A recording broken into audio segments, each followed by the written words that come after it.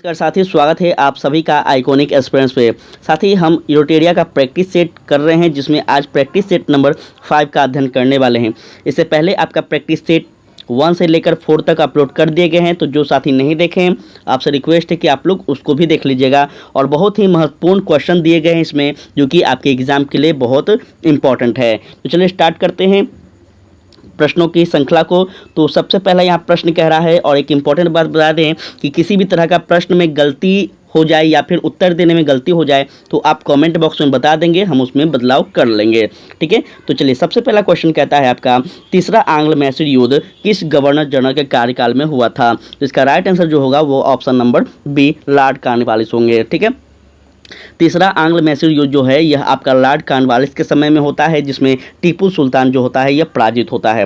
Next question कहता है, British संसद के लिए चुने जाने वाले पहले भारतीय कौन थे? तो यह आपका दादा भाई नेरोजी हो जाएंगे, जो कि यह पहले भारतीय थे जो कि ब्रिटिश संसद के सदस्य बनते हैं, और यह लिबरल पार्टी के सदस्य के रूप में ब्रिटिश संसद के सदस्य बनते हैं। तो इसको आप लोग याद रखेंगे।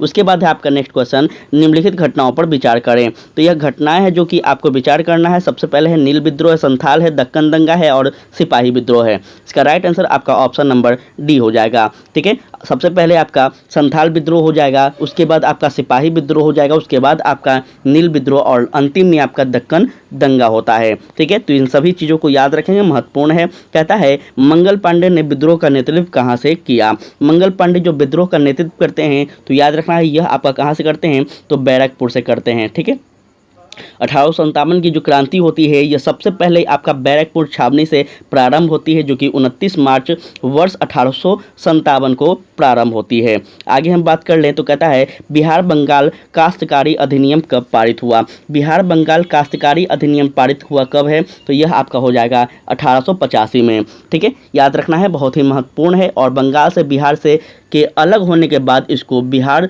काश्तकारी अधिनियम का नाम दिया गया है। तो यह भी आपको पूछा जाएगा, तो याद रखेंगे।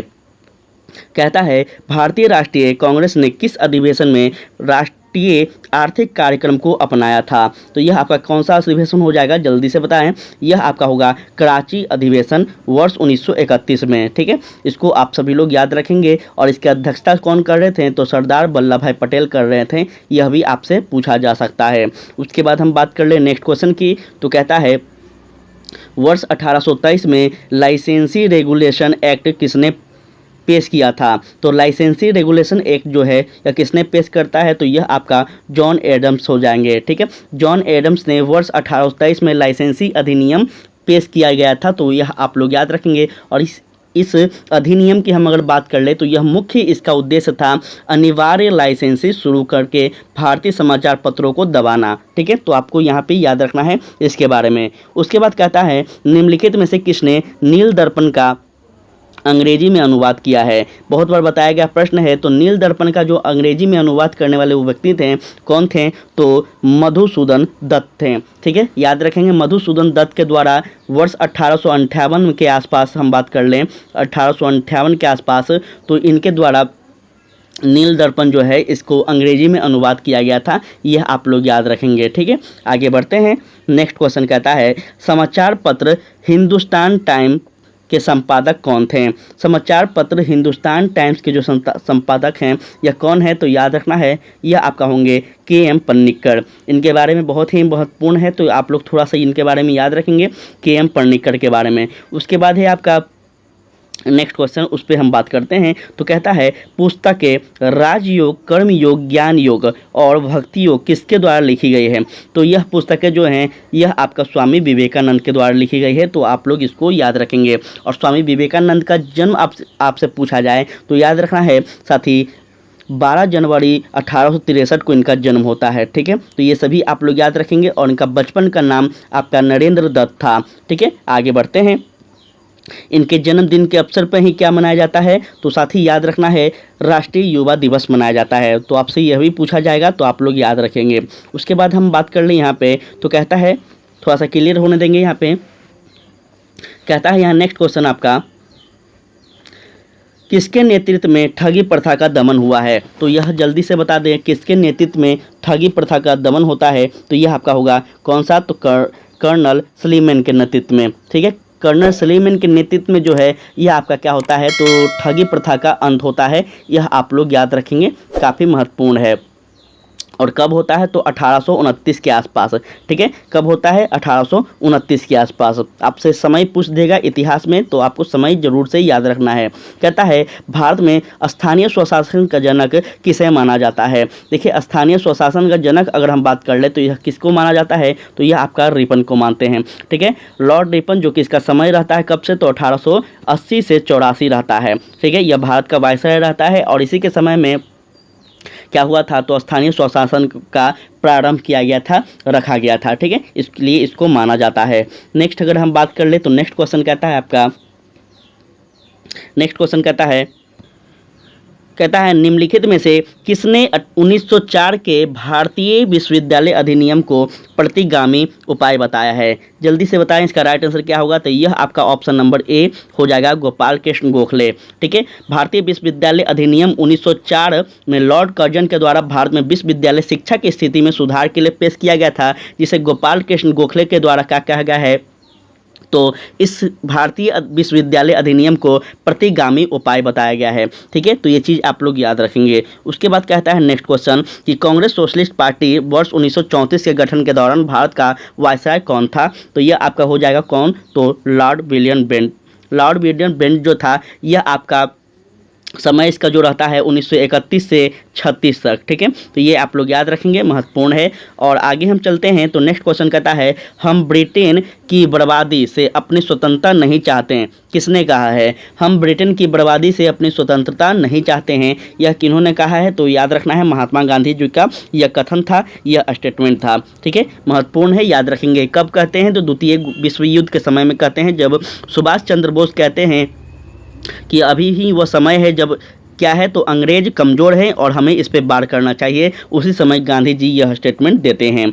नेक्स्ट क्वेश्चन कहता है कि दांडी मार्च के दौरान रघुपति राघव राजा राम गीत किस प्रसिद्ध संगीतकार के द्वारा गाया गया था। महत्वपूर्ण है और यह आपका हो जाएगा ऑप्शन ए, साथ ही क्या, तो दिगंबर विष्णु पलुस्कर के द्वारा। ठीक है, कब गाया गया था, तो 6 अप्रैल की सुबह गांधी जी और उनके अनुयायी ने समुद्र के किनारे मुट्ठी भर नमक उठाया था।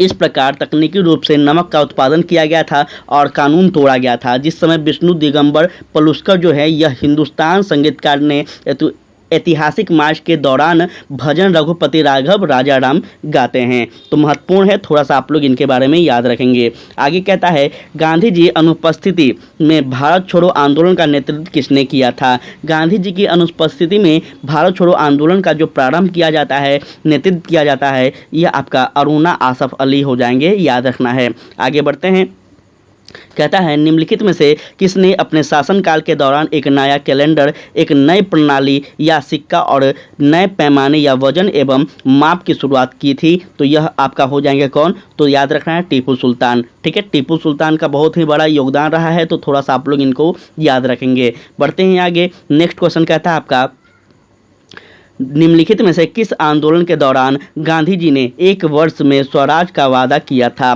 किस आंदोलन के दौरान गांधी जी जो हैं यह 1 वर्ष में स्वराज की वादा करते हैं, तो जल्दी से बताएं, तो यह आपका होगा असहयोग आंदोलन। ठीक है, असहयोग आंदोलन के दौरान किया जाता है, तो इस तरह से आप लोग याद रखेंगे, महत्वपूर्ण है। और यह आपको बताना है, कई बार बताया गया है, तो आपको बताना है कि असहयोग आंदोलन जो है यह कब प्रारंभ होता है और कहाँ से होता है। आगे बढ़ते हैं, कहता है क्लाइमेट इटली की घोषणा के अनुसार भारत में ब्रिटिश शासन की समाप्ति किस तिथि तक होनी थी, तो याद रखना है, यह महत्वपूर्ण आपका है और इसका राइट आंसर होगा 30 जून वर्ष 1948 को। ठीक है, 20 फरवरी वर्ष 1947 को तत्कालिक ब्रिटिश प्रधानमंत्री क्लाइमेट इटली ने ब्रिटिश संसद में, जो कि हाउस ऑफ कॉमन में, यह घोषणा करता है कि 30 जून 1948 तक भारत को क्या कर दिया जाएगा, तो आज़ाद कर दिया जाएगा, छोड़ देगा।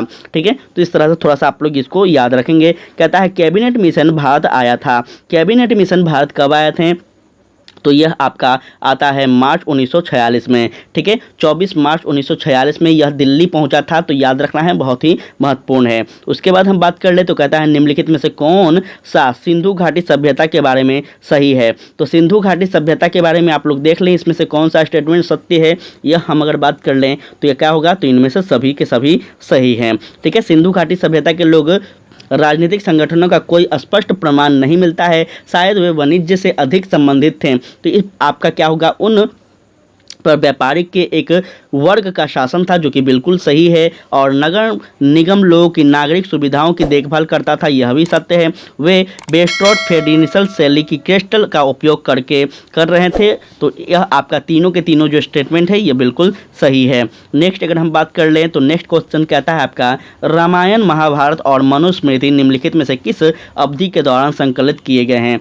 बहुत ही महत्वपूर्ण है।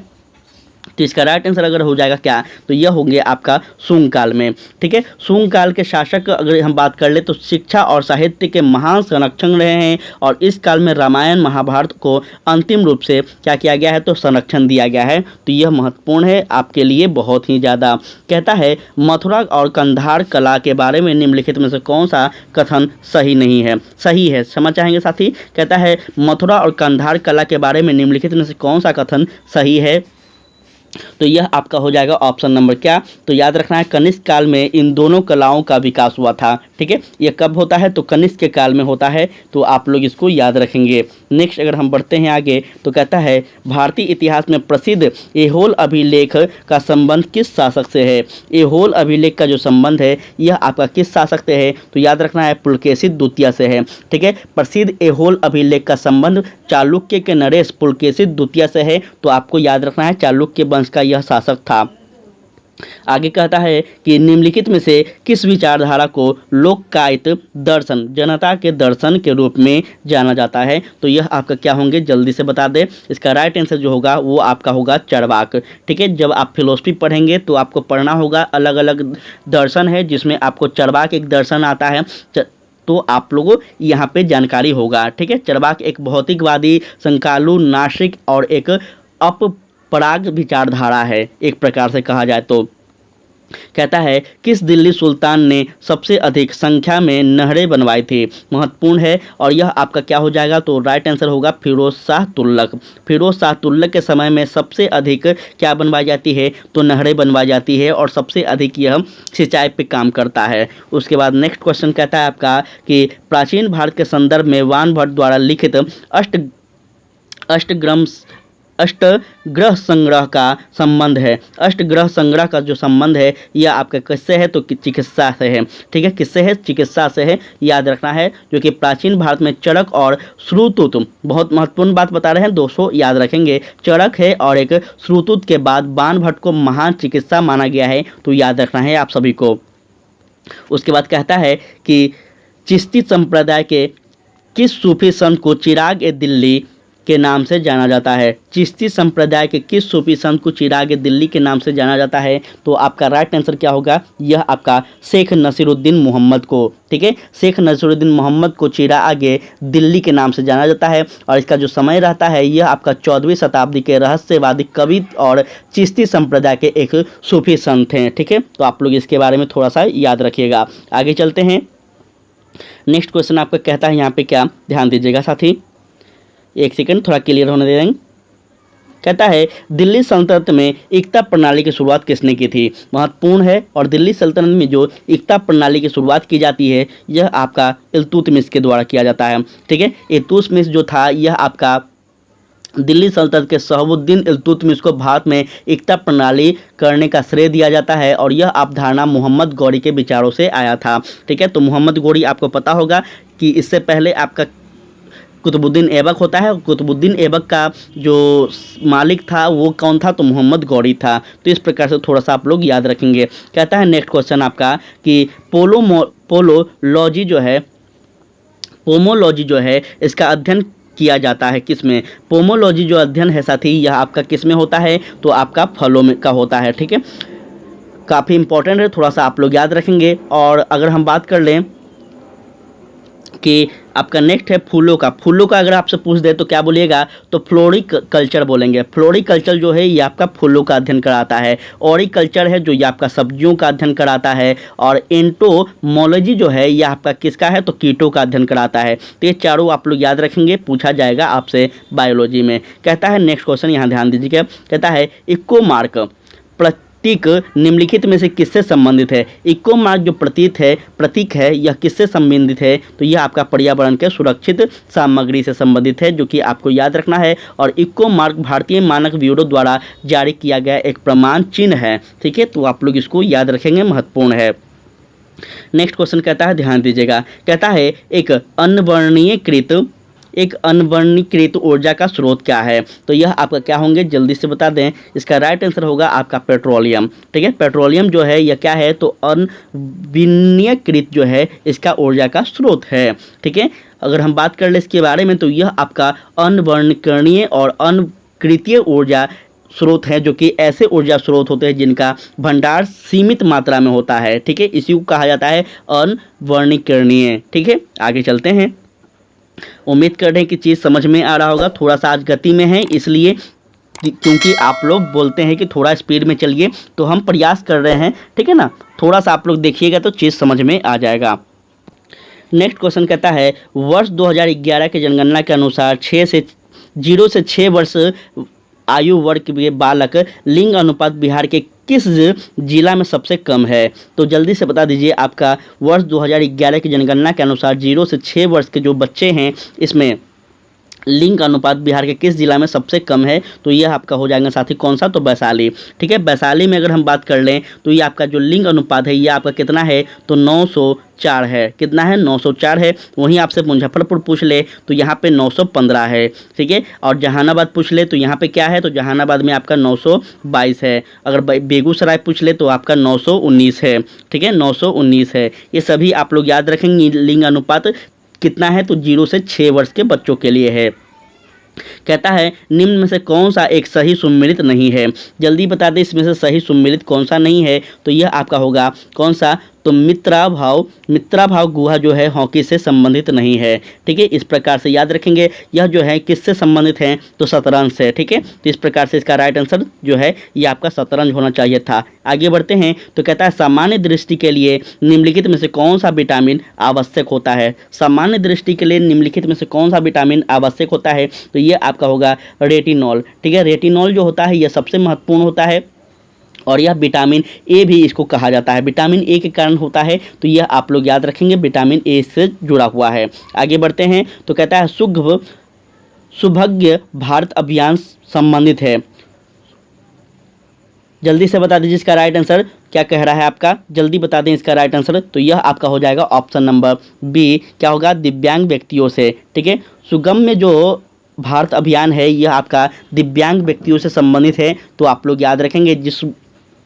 तो इसका उद्देश्य क्या है, तो यह दिव्यांग व्यक्तियों को सामाजिक न्याय आधारित मंत्रालय द्वारा दिव्यांग सशक्तिकरण विभाग व राष्ट्रीयवादी महत्वपूर्ण अभियान चलाया गया है, जो कि आपका 3 दिसंबर वर्ष 2015 में यह प्रारंभ किया गया था। नेक्स्ट है आपका, यूनेस्को की स्थापना कब हुई थी? आसान क्वेश्चन है। यूनेस्को की जो स्थापना होती है कब होती है, तो जल्दी से बताएं। यह आपका नवंबर 1945 में होता है। ठीक है, कब होता है, 4 नवंबर 1945 को होता है। याद रखना है आप सभी को। द्वितीय विश्व युद्ध के पश्चात होता है, इस तरह से आप लोग याद रखेंगे। कहता है, विष्णुपद मंदिर बिहार के किस जिला में स्थित है? तो यह आपका गया में स्थित है। कहाँ है, गया में स्थित है, याद रखना है। और इसका निर्माण जो है यह रानी अहिल्याबाई ने करवाया था। ठीक है, किसने करवाया था, तो अहिल्याबाई ने करवाया था। यह मंदिर मोक्षदायिनी फल्गु नदी के किनारे स्थित है। वर्तमान में फल्गु नदी कहाँ कहाँ है ये आपको बताना है। बिहार के किस किस क्षेत्र में है, किस जिला में है। प्राथमिक स्तर पर एक शिक्षक में निम्न में से किसे सबसे महत्वपूर्ण विशेषता माना जाता है? प्राथमिक स्तर पर एक शिक्षक में निम्न में से किसे सबसे महत्वपूर्ण विशेषता माना जाता है या फिर मानना चाहिए? तो यह आपका क्या होंगे, जल्दी बता दें। तो याद रखना है, धैर्य और दृढ़ता। ठीक है, धैर्य और दृढ़ता जो है यह आपको एक शिक्षक में सबसे महत्वपूर्ण और विशेषता माना जाना चाहिए। तो इस तरह से आप सभी लोग याद रखेंगे। कहता है यहाँ पे नेक्स्ट क्वेश्चन, किस केंद्रीय मंत्रालय द्वारा स्वर्ण धरोहर उत्सव का आयोजन किया गया है? तो स्वर्ण धरोहर उत्सव का जो आयोजन किया गया है करेंट अफेयर का है, और यह आपका राइट आंसर क्या होंगे, तो याद रखना है संस्कृति मंत्रालय के द्वारा। ठीक है, संस्कृति मंत्रालय के द्वारा दिसंबर 2022 में क्या किया गया है, तो आपका स्वर्ण धरोहर उत्सव का आयोजन किया गया है। यहाँ पे आप सभी लोग याद रखेंगे। कहता है नेक्स्ट क्वेश्चन यहाँ पे कि सुपर कंप्यूटर परम शक्ति को कहाँ स्थापित किया गया है। सुपर कंप्यूटर परम शक्ति को कहाँ पे स्थापित किए गए हैं, तो IIT खड़गपुर में। ठीक है, यह आपको याद रखना है, काफ़ी महत्वपूर्ण है। आगे चलते हैं तो कहता है नेक्स्ट क्वेश्चन, भारतीय सेना ने किस देश के साथ संयुक्त परीक्षण अभ्यास साइक्लोन 1 का शुभारंभ किया है। साइक्लोन प्रथम जो है यह भारतीय सेना ने किस देश के साथ संयुक्त परीक्षण प्रारंभ किया है, तो यह आपका हो जाएगा कौन सा, तो मिस्र। ठीक है, मिस्र हो जाएंगे, याद रखना है, महत्वपूर्ण है। भारत और मिस्र की सेनाओं के बीच अभ्यास साइक्लोन प्रथम का आयोजन राजस्थान के जैसलमेर में किया जाएगा। ठीक है, तो ये आप लोग याद रखेंगे। नेक्स्ट है आपका, पर्यटन को प्रोत्साहन देने के लिए अंतर्राष्ट्रीय पर्यटन प्रदर्शित किस देश में आयोजित किया गया है, तो यह आपका हो जाएगा साथी कौन सा, स्पेन में। ठीक है, याद रखना है, स्पेन में जनवरी 2023 में अंतर्राष्ट्रीय पर्यटन प्रदर्शनी मेला फितूर जिसको कहा गया है, यह फितूर आप लोग देख रहे हैं, यहाँ का आयोजन किया गया है। ठीक है, तो आप लोग याद रखेंगे इसको। आगे हम बढ़ते हैं तो कहता है इंडिया जस्टिस रिपोर्ट 2022 के संदर्भ में कौन सा कथन असत्य है। इंडिया 2022 के संदर्भ में कौन सा कथन जो है यहाँ पे गलत है, यह आपको बताना है। तो इसका राइट आंसर हम कर ले अगर बात, तो कहता है इसमें बिहार का स्थान अंतिम था, जो कि गलत है। ठीक है, इंडियन जस्टिस रिपोर्ट 2022 में बड़े राज्यों के रैंकिंग में कर्नाटक जो रहा है, ये आपका 6.38 अंक इसको प्राप्त हुआ है, जो कि सबसे सर्वश्रेष्ठ था। वहीं अगर बात कर ले हम और अन्य राज्य की, तो अन्य राज्य में इसका क्या क्या आता है, यह भी आप लोग सुन लीजिए। जिसमें उत्तर प्रदेश का अगर हम बात कर लें तो इसका 18वां रैंक था। ठीक है, उत्तर प्रदेश का 18वां रैंक था, और अपने जो बिहार था यह अंतिम नहीं बल्कि तीसरे स्थान पर था। ठीक है, तो जो कि इसका 16वां रैंक था। ठीक है, ये आप लोग याद रखेंगे, महत्वपूर्ण है। आगे चलते हैं तो ध्यान दीजिएगा।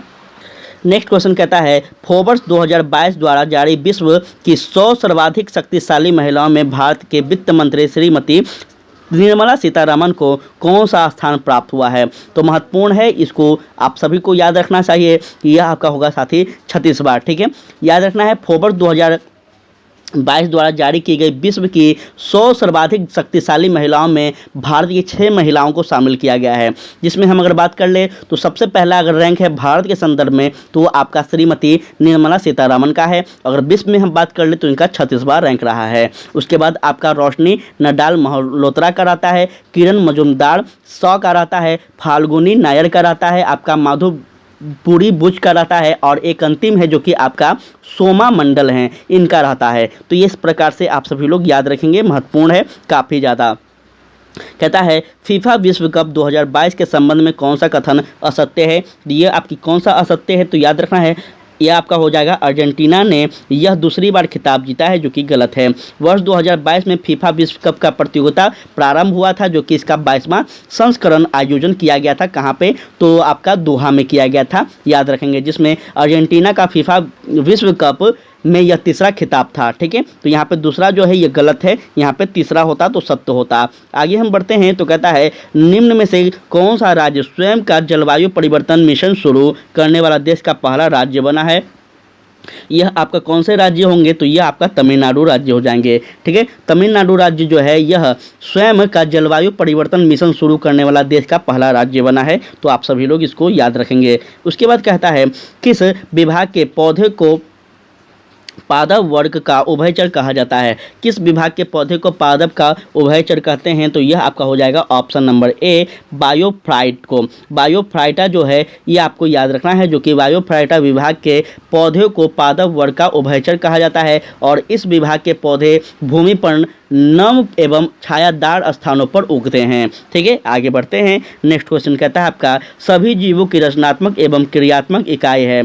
सभी जीवों की रचनात्मक एवं क्रियात्मक इकाई है वह आपका होगा कोशिका। क्या होंगे, कोशिका जो है ये सभी जीवों का रचनात्मक और क्रियात्मक इकाई है। ठीक है, कोशिका की जो खोज किए थे किसने की थी, तो रॉबर्ट हुक करते हैं, याद रखना है, महत्वपूर्ण बात बता रहे हैं आपको। कहता है अस्थि जो है जिसको हम बोन कहते हैं, अस्थि जो है यह क्या है, तो अस्थि है क्या, जल्दी से बता दीजिए। यह आपका हो जाएगा साथी संयोजित ऊतक है। क्या हो जाएंगे, संयोजित ऊतक है अस्थि। आगे चलते हैं, नेक्स्ट क्वेश्चन पे ध्यान दीजिएगा। यहाँ पे आप सभी लोग नेक्स्ट क्वेश्चन कहता है पीत का निर्माण होता है।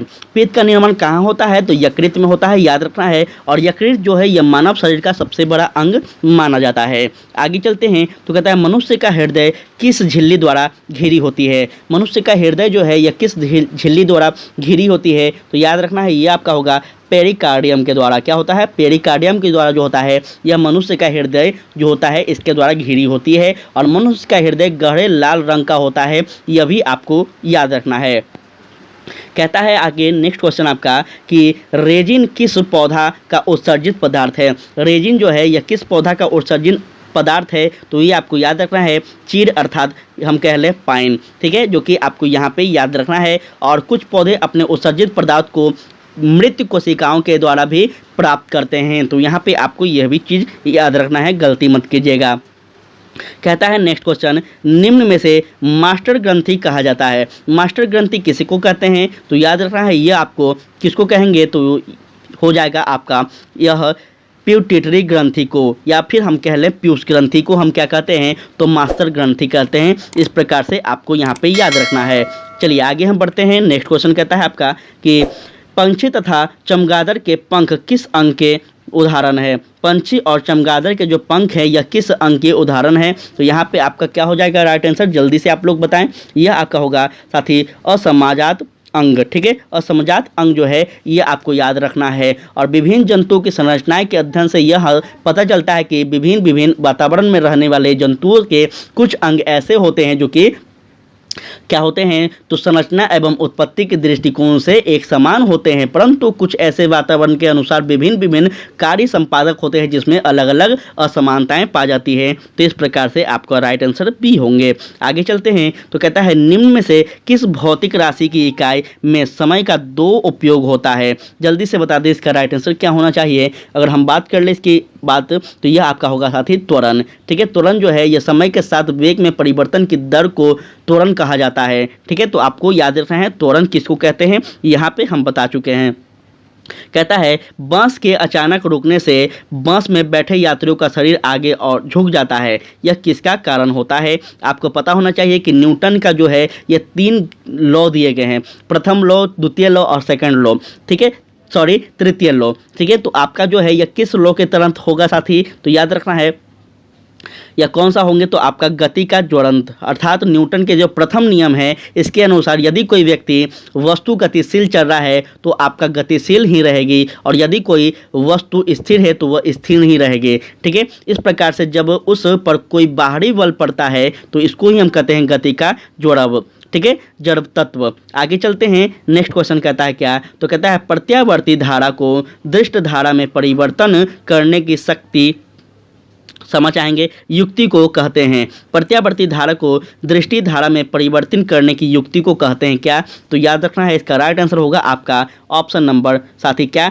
तो रेक्टिफायर कहते हैं। क्या कहते हैं? रेक्टिफायर। इस प्रकार से याद रखना है। और आपका एसी या फिर डीसी, जो कि एसी का मतलब होता है अल्टरनेटिव करंट और डीसी का मतलब होता है डायरेक्ट करंट, इन दोनों में परिवर्तन करने वाली युक्ति जो है इसी को हम क्या कहते हैं? तो रेक्टिफायर कहते हैं, ठीक है। चलिए आगे बढ़ते हैं। नेक्स्ट क्वेश्चन है आपका यदि किसी गतिमान वस्तु के वेग को दुगना कर दिया जाए तो उसकी गतिज ऊर्जा पर क्या प्रभाव पड़ेगा?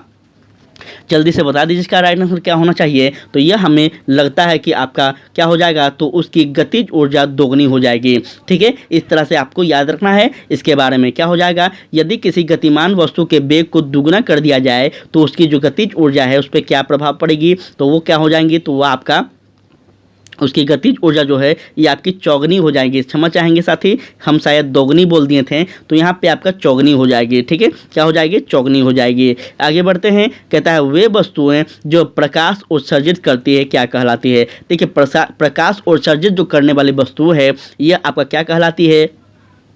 तो यह मेरे ख्याल से अगर बात कर लें तो ये आपका प्रदीप्त कहलाती है, लुमिनस, ठीक है, लुमिनस कहलाती है। और प्रकाश एक प्रकार की ऊर्जा है जो कि इस प्रकार से आप सभी लोग याद रखेंगे।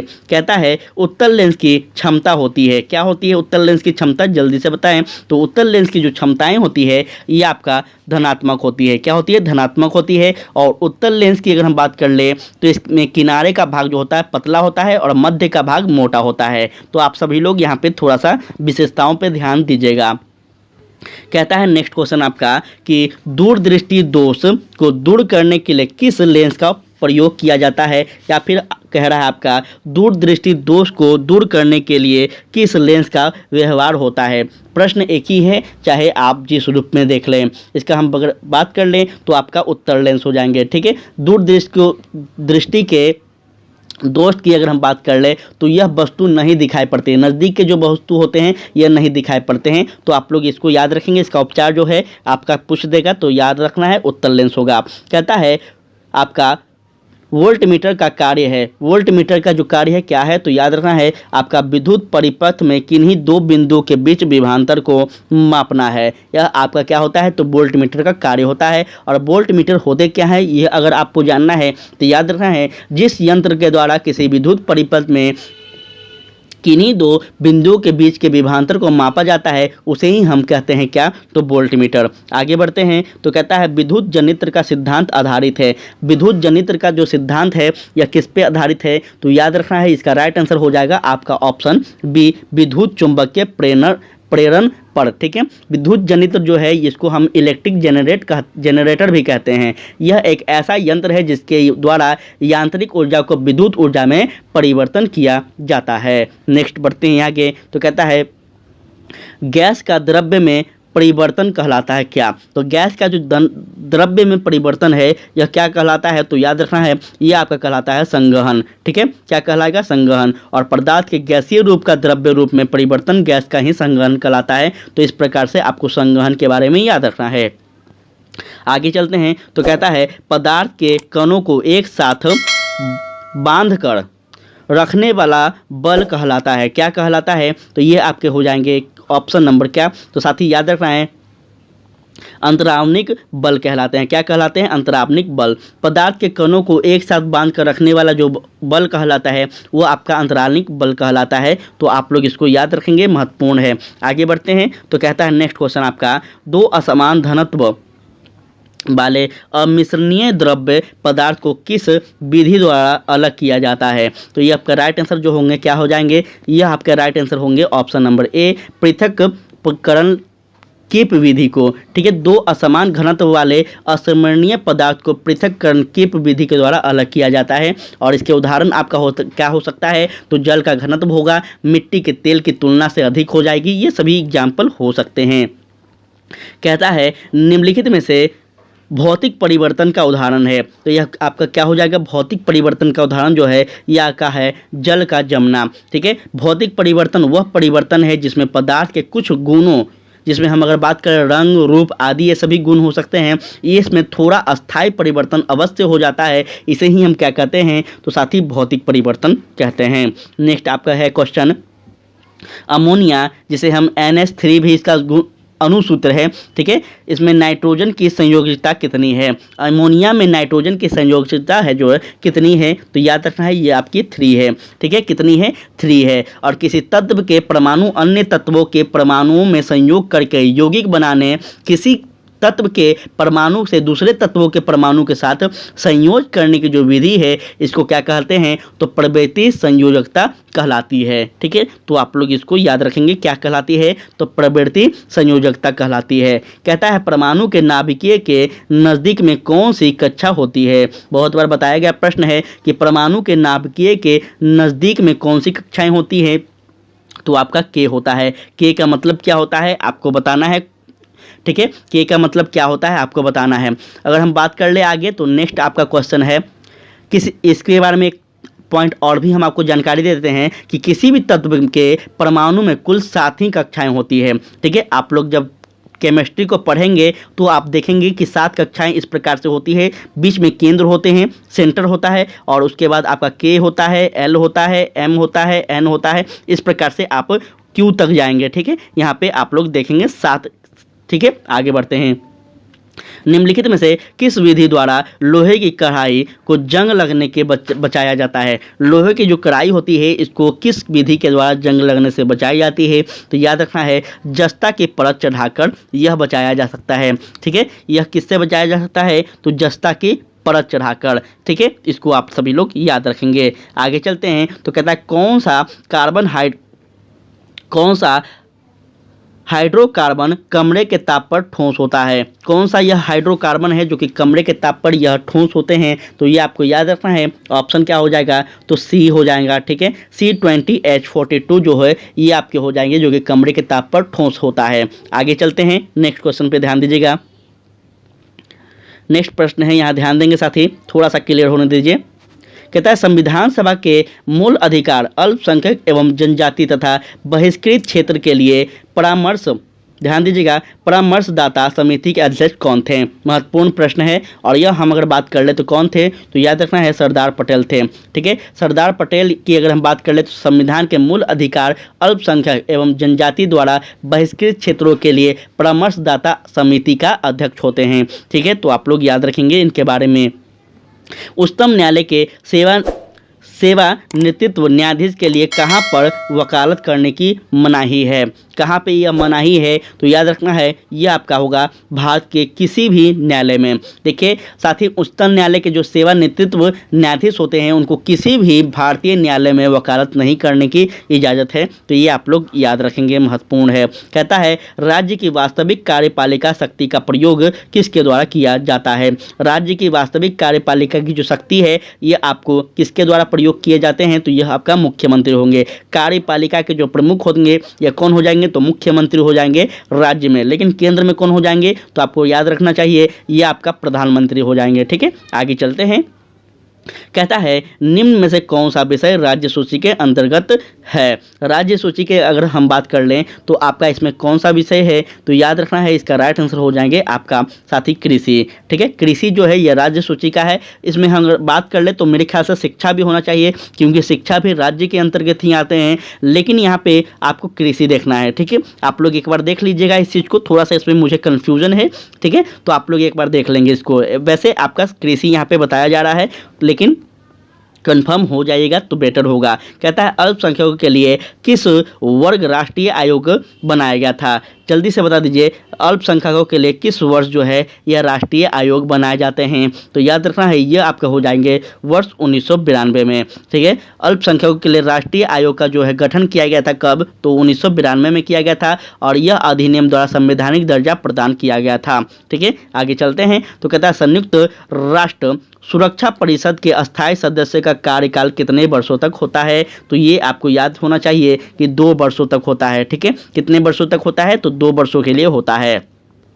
कहता है राज्य के अधीन क्या होता है? जल्दी से बताइए कि राज्य के अधीन जो है क्या है? तो राज्य के अधीन जो होगा ये आपका हो जाएंगे क्या? तो याद रखना है आंतरिक एवं बाह्य दोनों संप्रभुता।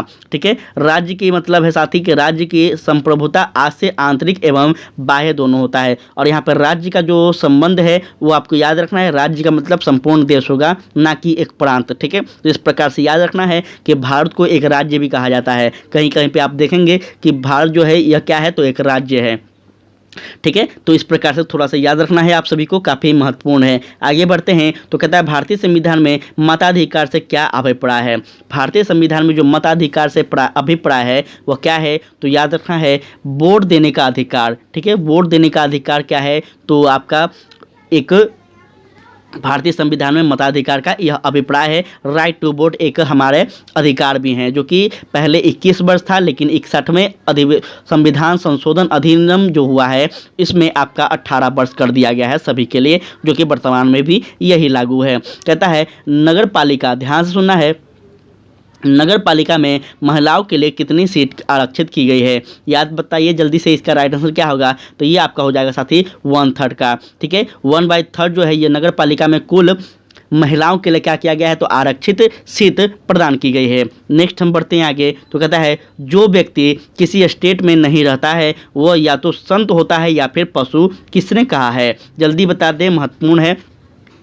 जो व्यक्ति किसी स्टेट में नहीं होता है वो या तो संत होता है या फिर पशु होता है। यह स्टेटमेंट, यह कथन किनका है? तो याद रखना है अरस्तु का है। अरस्तु जो है बहुत ही महत्वपूर्ण है, इनको याद रखना है, इन्हीं के द्वारा यह कथन कहा गया है। आगे चलते हैं। नेक्स्ट क्वेश्चन कहता है आपका नेक्स्ट क्वेश्चन आपका क्या कह रहा है, यहाँ ध्यान दीजिएगा। कहता है किसी व्यक्ति के वास्तविक जीवन स्तर का आकलन किया जा सकता है। किस आधार पर किया जा सकता है? किसी व्यक्ति के वास्तविक जीवन स्तर का जो आकलन है ये आपको किस आधार पर किया जा सकता है, जल्दी से बताएं। तो याद रखना है आपका उसका क्या हो जाएगा, तो प्रति व्यक्ति आय के द्वारा, ठीक है, जिसको हम पर कैपिटा इनकम कहते हैं, पीसीआई। कल भी हम इसके बारे में बताए थे। और सबसे पहले जो भारत में पर कैपिटा इनकम जो है, प्रति व्यक्ति आय है, ये किनके द्वारा बताया गया था, तो साथी दादा भाई नेहरू के द्वारा बताया गया था, जो कि कितना बताया गया था, तो 20 रुपया है, ठीक है। इस प्रकार से याद रखेंगे। और वर्तमान में पर कैपिटा इनकम कितना है ये आपको बताना है कमेंट में। कहता है आगे कि प्रथम पंचवर्षीय योजना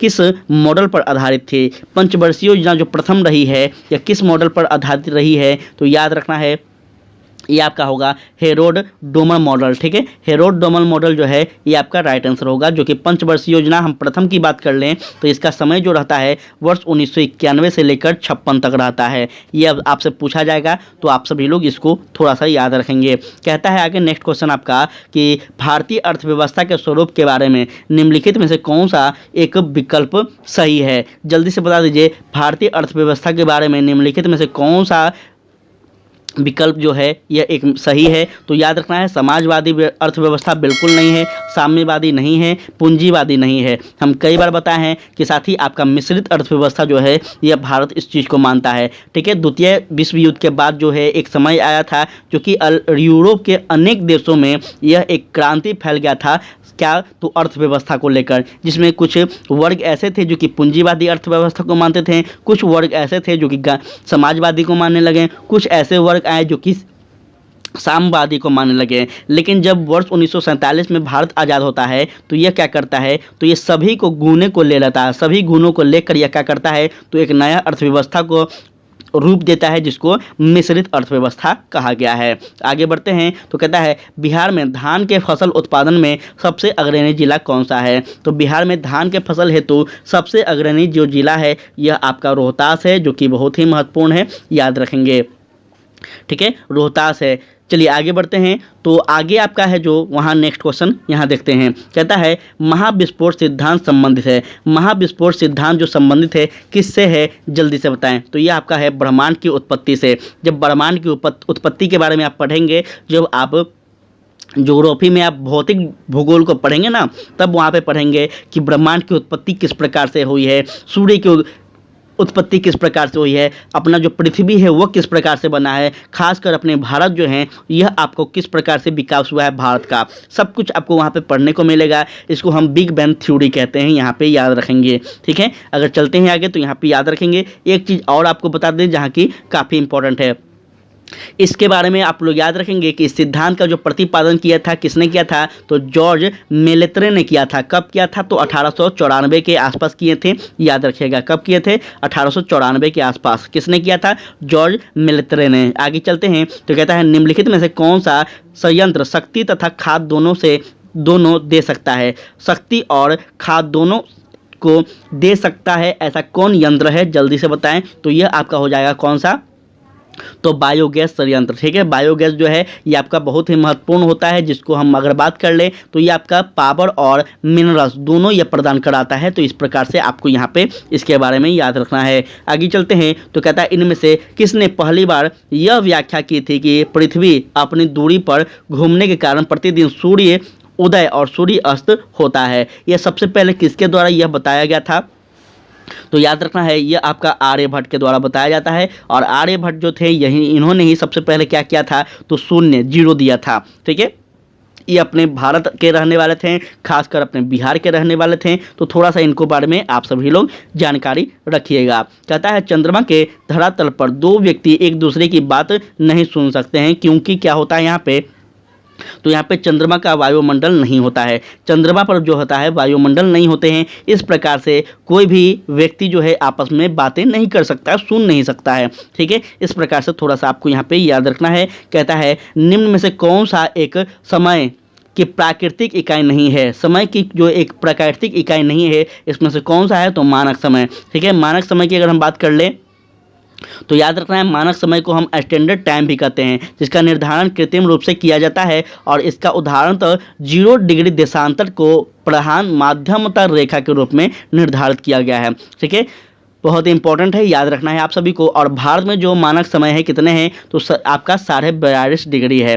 ठीक है, 42.5 डिग्री पर यह जो है आपका निर्धारित किया गया है भारत का मानक समय। ये भी आप लोग से पूछा जाएगा। कहता है यहाँ पे ध्यान दीजिएगा, संबाना का सर्वाधिक विस्तार है। संबाना का सर्वाधिक जो विस्तार है ये कहाँ पे है, तो जल्दी से बताएं इसका राइट आंसर क्या होगा। तो यह आपका हो जाएगा अफ्रीका में। इसका सर्वाधिक विस्तार जो है यह अफ्रीका में पाया जाता है और संबाना घास का मैदान होता है, याद रखना है आप सभी को। इसके मुख्य अगर हम विशेषता की बात कर लें तो ये आपका पूर्वी अफ्रीका में खास करके पाया जाता है। ठीक है, ये आप सभी लोग याद रखेंगे। बढ़ते हैं आगे, तो ध्यान दीजिएगा आप सभी लोग। नेक्स्ट यहाँ पे आपका प्रश्न कहता है, भौगोलिक क्षेत्र की दृष्टि से भारत के निम्न में से जिलों में से कौन सा जिला सबसे बड़ा है। भौगोलिक दृष्टिकोण से आपसे पूछ रहा है कि भारत का कौन सा जिला सबसे बड़ा है। तो याद रखना है ये आपका होगा कच्छ। ठीक है, कौन सा है, तो कच्छ है। कच्छ कहाँ होगा, तो गुजरात का कच्छ जिला है, जो कि क्षेत्रफल की दृष्टि से भारत का सबसे बड़ा जिला है। इसकी हम बात करें क्षेत्रफल की तो कितना है, तो 45,674 वर्ग में है फैला हुआ। ठीक है, वर्ग किलोमीटर में फैला हुआ है, जो कि सबसे बड़ा भारत का जिला है।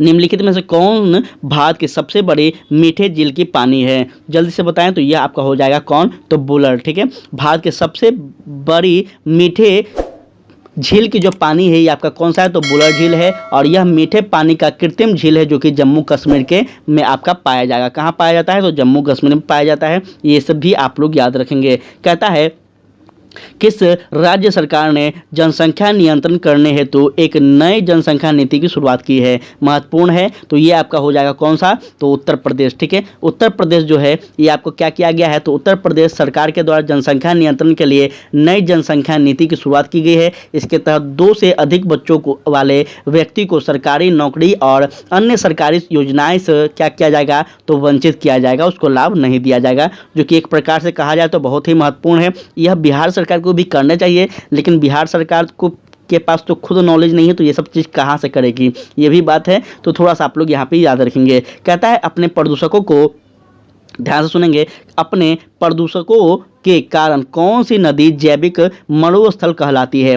प्रदूषकों के कारण कौन सी नदी है जो कि जैविक मरुस्थल कहलाती है, महत्वपूर्ण है। और यह आपका कौन सा होंगे, तो याद रखना है दामोदर। ठीक है, दामोदर नदी का उद्गम जो है यह का कहाँ से होता है, तो छोटा नागपुर पठार से होता है। छोटा नागपुर पठार के भी कहाँ से होता है, तो पलामू, एक झारखंड का एक पलामू जिला है, वहाँ से होता है, उनकी पहाड़ियों से होता है। और यह नदी झारखंड एवं पश्चिम बंगाल में प्रवाहित होती है, जिसकी घाटी में प्राकृतिक खनिज का पर्याप्त भंडार है। इसी कारण से इस क्षेत्र में कोयला खनन और अन्य उद्योग में बहुत ज़्यादा बढ़ोतरी देखी जाती है। ठीक है, आगे चलते हैं। तो कहता है आपका नेक्स्ट क्वेश्चन, राष्ट्रीय पर्यावरण इंजीनियरिंग शोध संस्था कहाँ स्थित है।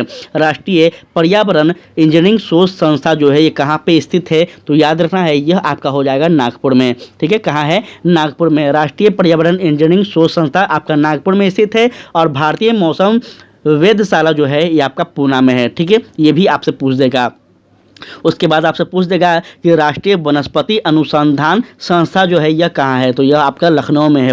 ठीक है, और भारतीय मौसम विज्ञान विभाग जो है इसका मुख्यालय कहाँ है, तो यह आपका नई दिल्ली में है। तो इस प्रकार से ये चारों क्षेत्रों को आप लोग याद रखेंगे। ये चारों क्षेत्र महत्वपूर्ण है भारत के दृष्टिकोण से। नेक्स्ट क्वेश्चन कहता है आपका कि किस बायोम में सबसे कम तापांतर पाया जाता है। किस बायोम में सबसे कम तापांतर पाए जाते हैं, तो इसका राइट आंसर जो होगा वो क्या होंगे, तो आपका सदाबहार वर्षा वन बायोम में। ठीक है, सदाबहार वन जो वर्षा वन बायोम है इसकी उपस्थिति मुख्य रूप से विषुवत रेखीय क्षेत्र में समीप होती है और इसी कारण से यहाँ वर्षा प्रचुर मात्रा में होती है।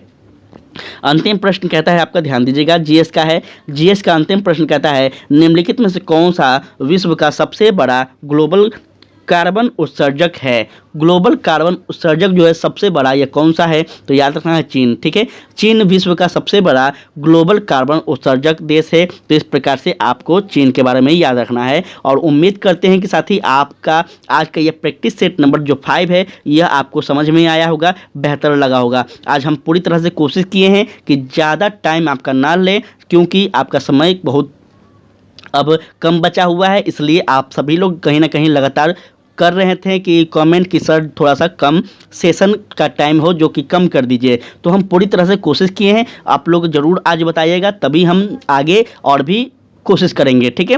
तो आप लोग ज़रूर बताइएगा। आज का यह पहला मेरा क्लास था जो कि हम इतना शॉर्ट में चले हैं, ठीक है। बाकी जितना भी मेरा पीछे का क्लास है आप देख लीजिएगा, कम से कम 1 घंटा का आपको कंफर्म मिलेगा, जिस पे हम हर क्वेश्चन पे बहुत ही अच्छे ढंग से विस्तार से अध्ययन करते हैं उसका डिस्कस करवाते हैं। आज ज़रूर बताइएगा, आप सभी से रिक्वेस्ट है, आपका फीडबैक आज हमें ज़रूर चाहिए, ठीक है। तो आज के लिए इतना ही। जय हिंद, जय भारत।